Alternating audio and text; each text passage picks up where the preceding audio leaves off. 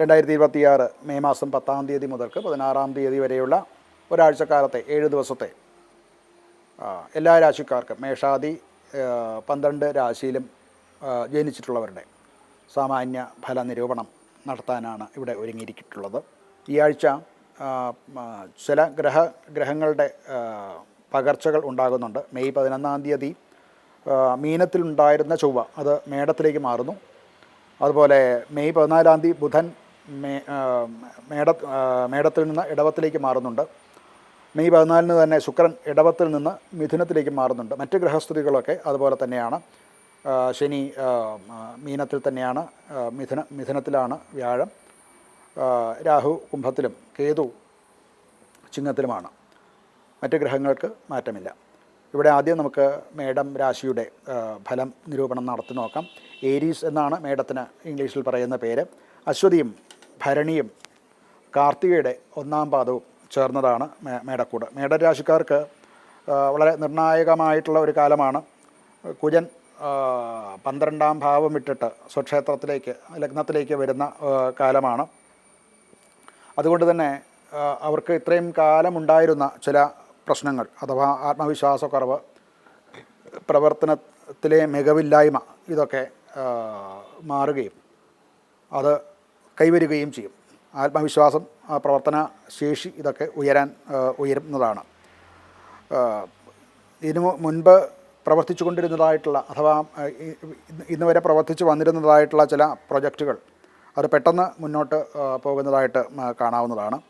തീരുമാനങ്ങൾ എടുക്കാൻ മുൻപ് വൈകിയിട്ടുണ്ട് എന്നുണ്ടെങ്കിൽ ഇപ്പോൾ അതിന് കുറച്ചുകൂടെ സ്പീഡ് ഉണ്ടാവുകയും അത് ഇംപ്ലിമെൻറ്റ് ചെയ്യുന്നതിലൊക്കെ പ്രാഗൽഭ്യം തെളിയിക്കാനും സാധിക്കുന്ന സമയമാണ്. സഹപ്രവർത്തകരുമായിട്ടുള്ള ചില തർക്കങ്ങളൊക്കെ ഉണ്ടാകാനുള്ള സാധ്യതയുണ്ട്. അത് മുൻപ് ഉണ്ടായിരുന്നു. അത് എന്നാലൊന്ന് കുറച്ചുകൂടെ കുറഞ്ഞ അവസ്ഥയിലേക്ക് മാറുന്നതാണ്. തൻ്റെ വാക്കുകളെ കൊണ്ടായിരിക്കും സഹപ്രവർത്തകരുമായിട്ട് അഥവാ തൻ്റെ ഊർജ്ജത്തിനൊത്ത് അഥവാ തൻ്റെ സ്പീഡിനൊത്ത് മറ്റുള്ളവർ വരുന്നില്ല എന്നുള്ള ചില പ്രയാസങ്ങൾ അവർക്ക് ഉണ്ടാകാൻ സാധ്യതയുണ്ട്. വരുമാന മാർഗങ്ങൾ പുതുതായിട്ട് തുറന്ന് വരാൻ സാധ്യതയുണ്ട്. എന്നാൽ ശുക്രൻ മാറുന്നു എന്നുള്ളത് കൊണ്ട് ചിലവുകളും കൂടുന്നതാണ്. അപ്പോൾ മെയ് 14-ന് ശേഷം ചില സൗഹൃദങ്ങൾ പണ്ട് മുറിപ്പെട്ടു പോയ ചില സൗഹൃദങ്ങൾ തിരിച്ചു വരാനും സൗഹൃദ യാത്രകൾ അഥവാ ഒന്നിച്ചുള്ള യാത്രകൾ ഉണ്ടാകാനും വിനോദ കാര്യങ്ങൾക്ക് വേണ്ടിയിട്ട് ചിലവഴിക്കാനും സാധ്യത കാണുന്നുണ്ട്. അതിന് വേണ്ടിയിട്ടുള്ള പണം ചിലവാക്കാനും അതിൽ കൂടെ പണം കുറച്ച് കൂടുതൽ ചിലവാക്കാനും സാധ്യത കാണുന്നുണ്ട്. കുടുംബജീവിതത്തിൽ വാക്കുകൊണ്ട് ഉണ്ടാകാവുന്ന ചില പ്രശ്നങ്ങൾ അത് വാക്ക് നിയന്ത്രണമില്ലാതെ വരുന്നു എന്നുള്ളത് കൊണ്ട് ഉണ്ടാവുന്ന ചില ചെറിയ പ്രയാസങ്ങൾ, സംഘർഷങ്ങൾ ഒക്കെ കുടുംബജീവിതത്തിൽ ഉണ്ടാകാൻ സാധ്യതയുണ്ട്. അത് കഴിയുന്നത്ര സൂക്ഷിച്ച് കൈകാര്യം ചെയ്യേണ്ടതാണ്.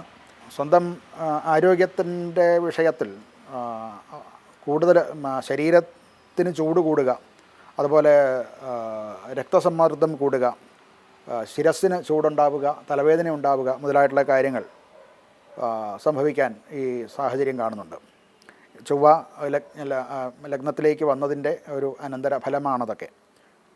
ഇവർക്ക് പരിഹാരം എന്നുള്ള നിലയ്ക്ക് സുബ്രഹ്മണ്യനെ ഭജിക്കുക, ദുർഗാദേവിയെ ഭജിക്കുക, അതുപോലെ ഹനുമാനെ ഭജിക്കുക, ഹനുമാൻ ക്ഷേത്രത്തിൽ പോവുക, ഹനുമാൻ ചാലിസ ചൊല്ലുക, ഇതൊക്കെയും നല്ലതാണ്.